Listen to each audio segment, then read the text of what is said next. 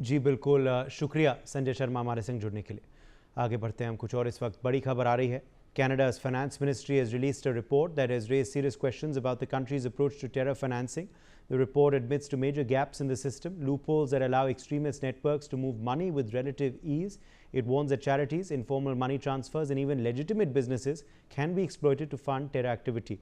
This revelation comes against the backdrop of a long-standing concern, the presence of Khalistani groups on Canadian soil.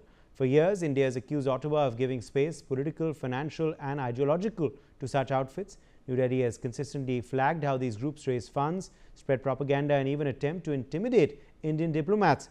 Yet Canadian governments, past and present, have often appeared hesitant to act firmly, citing political compulsions, diaspora influence, and domestic vote bank politics.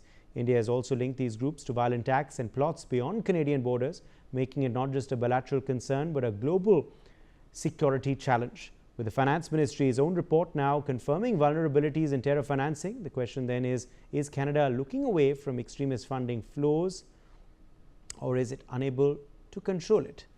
Joining us now, in fact, is Ambassador Bhaswati Mukherjee, former diplomat. We also have Major General Gigi Dwivedi, Strategic Affairs Analyst, live with us. Surinder Singh Lali, Foreign Affairs Expert, joins us live.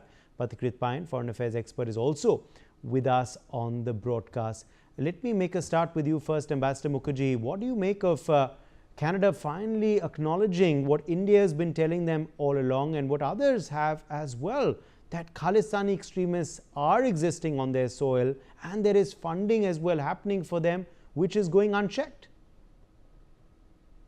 Well, this is a major vindication of India's position.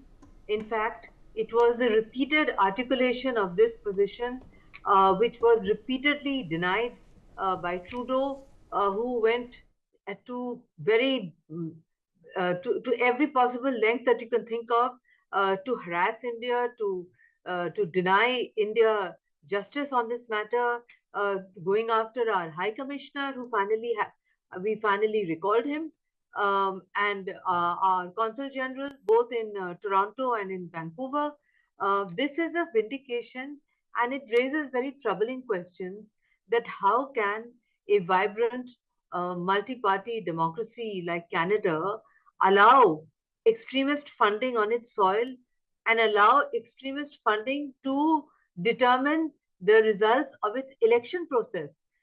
In other words, the terrorist funding by the Khalistanis, in a way, is influencing or is an effort to influence the Canadian voter, and therefore is detracting from what we call in democracies a free and fair election.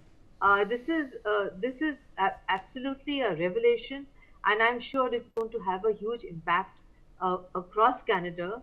It certainly will have an impact on Canadian-Indian relations. We would be grateful that the Canadians have finally acknowledged it. It's an indication that the present Canadian dispensation at least is much more transparent and honest about such issues which they tried to deny in the past. But more than that, I think it's also an indication that all is not well in Canada as far as election funding is concerned on one hand, and on the other to allow tiny little marginalized groups to have a larger than life role in Canadian domestic politics, which also impacts therefore Canada's external politics. Certainly it does as far as India is concerned. Okay, let me in fact also quickly join at this point Major Dwivedi.